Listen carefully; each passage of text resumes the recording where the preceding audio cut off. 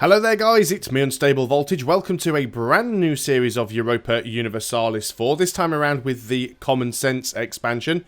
So thanks to the generosity of the people over at Paradox and partially to the Steam sale, I am now fully up to date with all of the expansions and DLC for this game. So I have El Dorado, which I didn't bother with originally, probably still won't because the main thing with it is the custom nations, which I don't personally care about all that much, but Common Sense makes a lot of changes to the game. If you haven't already seen it on the channel, I have a video that I did when the expansion first came out. It's a bit of a lengthy video, it's about 40 to 50 minutes, but I go through and try and highlight and explain most of the significant changes that are made in the Common Sense expansion. Of course, there are quite a few more subtle changes that I didn't cover, and there are also one or two things I mentioned in the video that I got a little bit wrong or didn't quite have the understanding I really needed at the time. So when I play through this game, when I come across significant changes in mechanics that have been added in Common Sense, I'll sort of point them out and talk them through as I go through.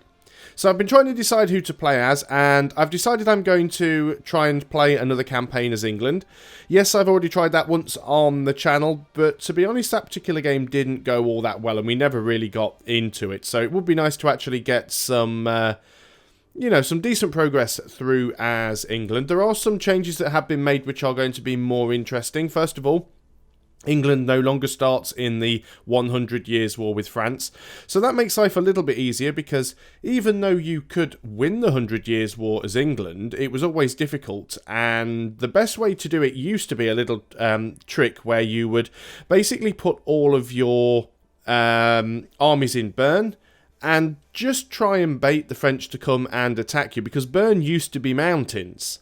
So you'd try and bait the French armies to keep attacking you in the mountains, and they would eventually lose a lot of power. They'd get weak, Burgundy would declare on them, and then while they were busy with Burgundy, you'd just march forth and take Paris, or Ile-de-France as it was before it was changed in Common Sense. But I think it was in Art of War, they actually changed Bern from mountain to hills, so that tactic didn't really work anymore. You'll also now notice that France is actually much bigger because they start with quite a lot of their vassals already integrated. So Auvergne is already integrated, Bern, which was Foix, is already integrated. So they start off as a slightly larger blue blob than they used to. But at least now you don't have that awful position where at the start of the game there's a mad scramble to try and land boats on the shores of Normandy, rescue all of your armies before the French crush them, and just try not to lose a lot of stuff in the initial attack from France. So that is going to be a little bit different there. And we've also got the Parliament system, of course, which is one of the new major changes in Common Sense. It doesn't just affect England. There are a couple of different government types that can all use parliaments, and I can't remember what it's called now, so I'm just actually looking at my email from Paradox here. Where are we? Constitutional monarchies and republics. So if you're a constitutional monarchy or a constitutional republic, you can use the parliamentary system, but it is mainly meant for England. So let's go and crack on as England. Okay, so here we are, a nice, fresh, new game of EU4. Let's just try and make sure that we've got everything sorted out before we start. So first of all, let's just go and put things into political map mode, because it makes life a little bit easier. Just a quick look where our merchants are. We're in North Sea and Champagne, which I think are the correct two. North Sea is going to be this one, which will filter down into the English Channel, where we collect. And Champagne is here, and you're filtering up. Yeah, we don't have a lot of control here, but we have some, so that they are probably the best places to be early on. Okay, that's a good start.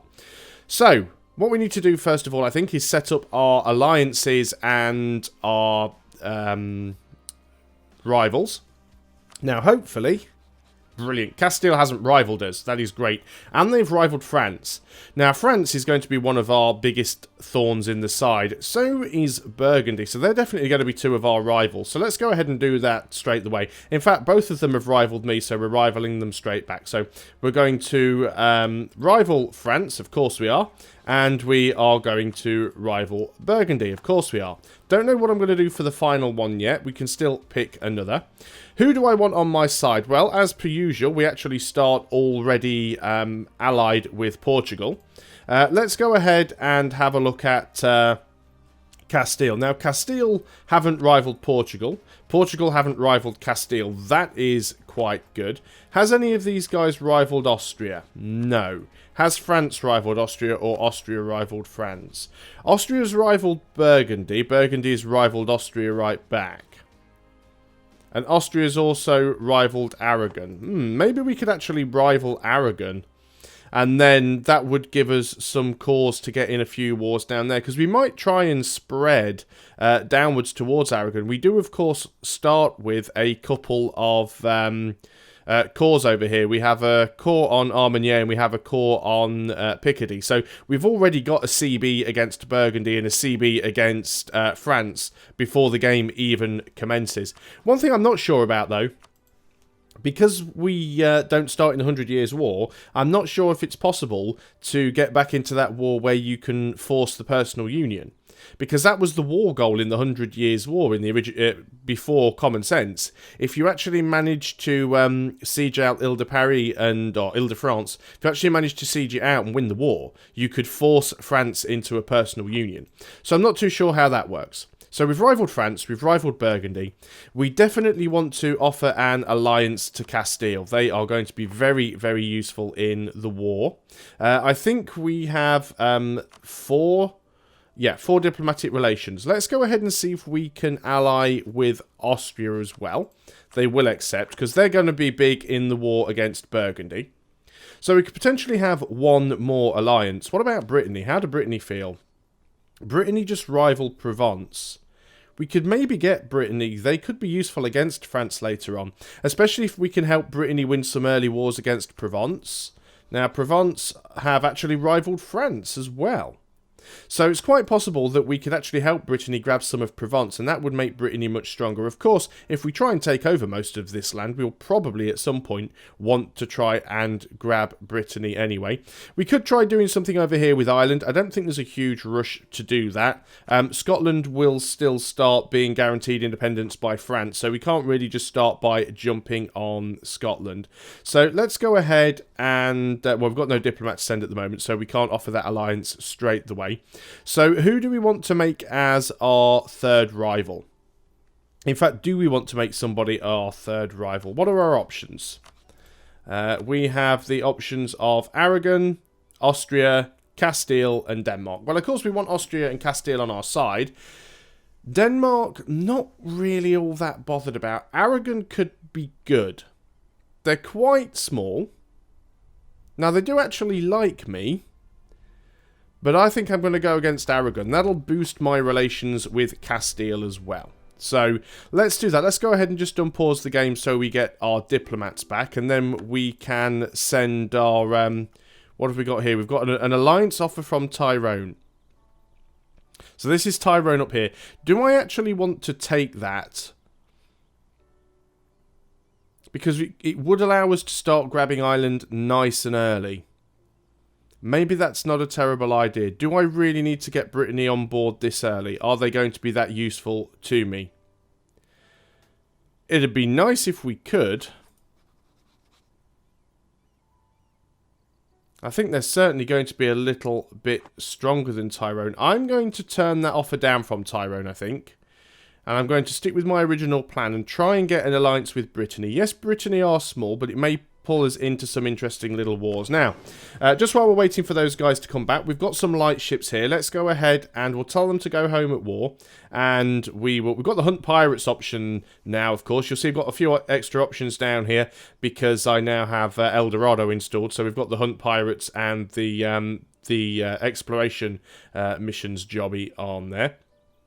But let's go ahead, tell them to go home at war. We'll tell them to protect trade in the English Channel. So it'll give us a little bit more power in there.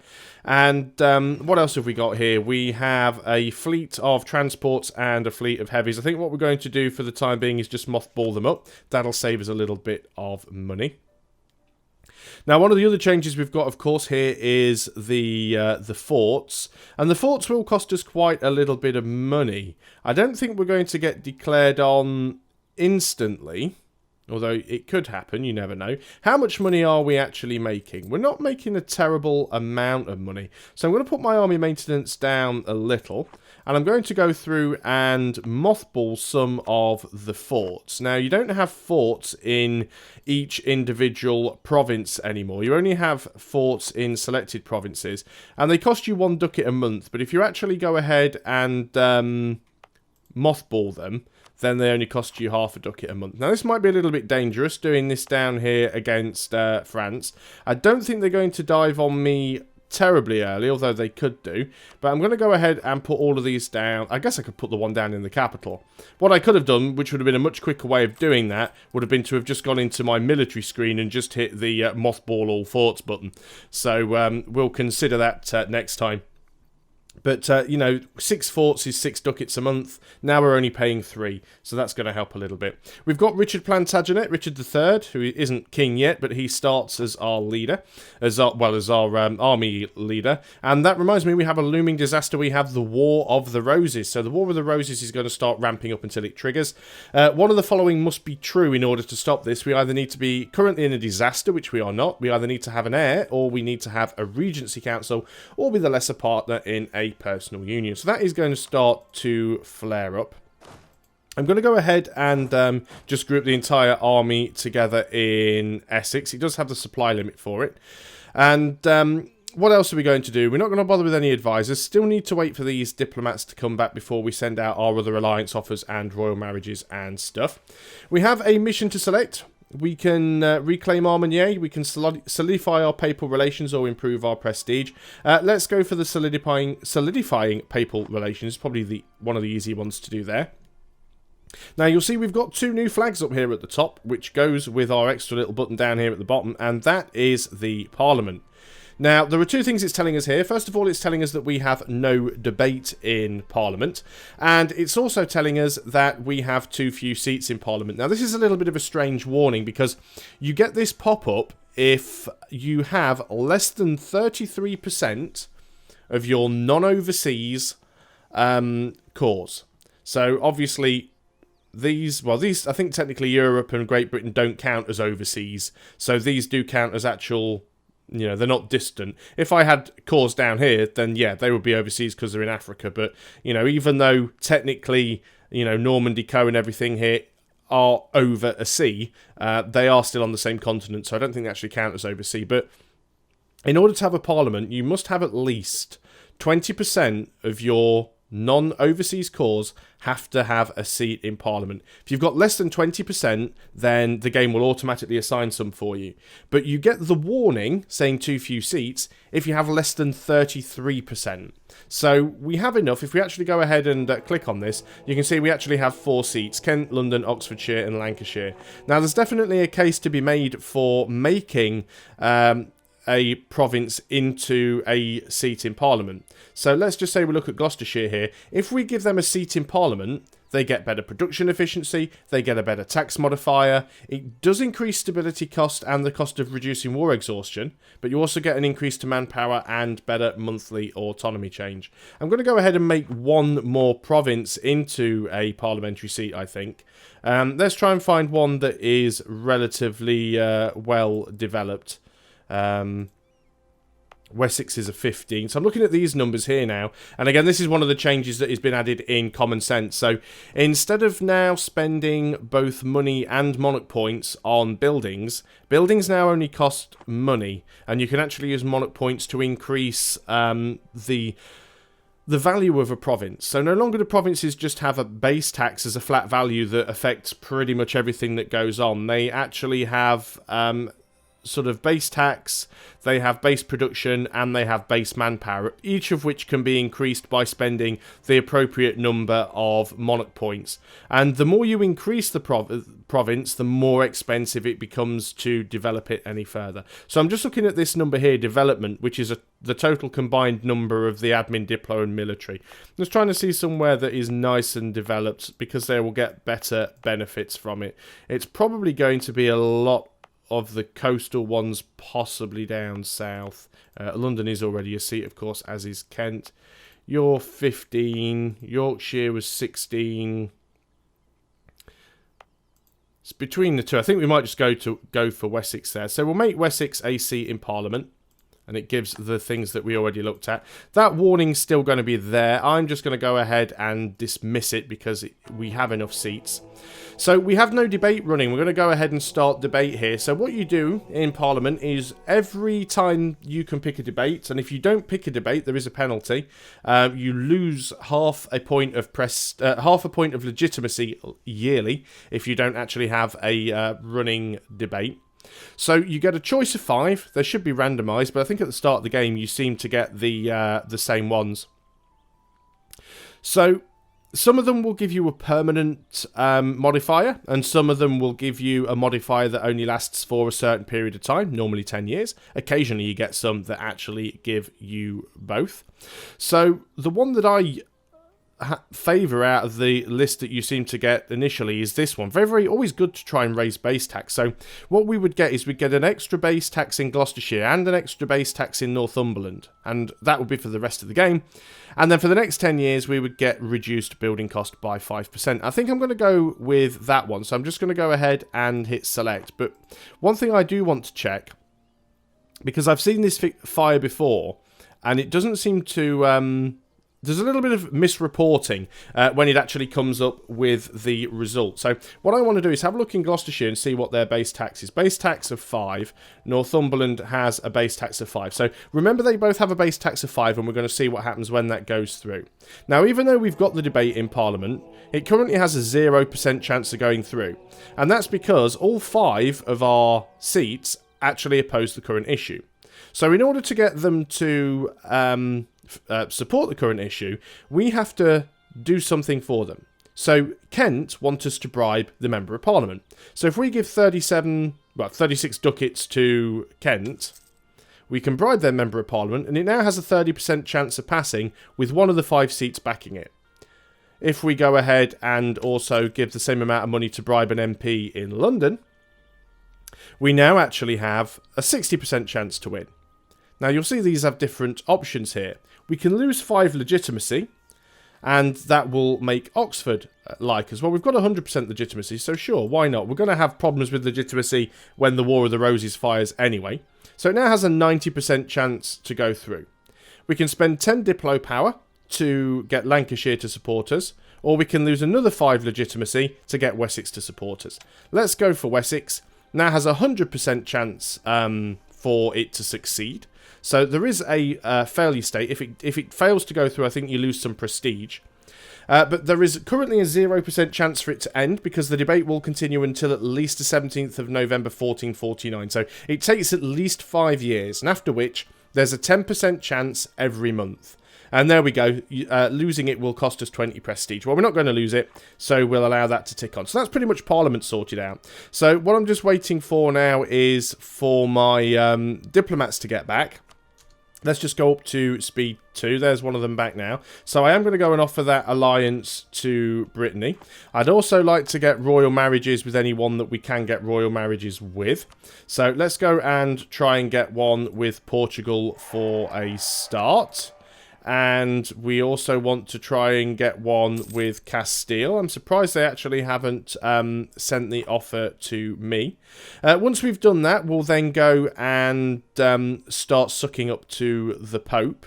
These guys can group up. Now, what I'm going to try and do is avoid getting into any early wars, at least until the War of the Roses is over and done with. Speaking of wars, let's have a quick look at our manpower. We can actually have 8 more units. So let's go ahead and grab 1, 2, 3, 4, 5, 6 infantry, and I think we'll have another couple of cavalry. So that'll take us up to our force limit. We are definitely going to need that when the War of the Roses fires. There's the royal marriage offer from Brittany. Thank you very much. Let's offer the one to Castile. That has gone through.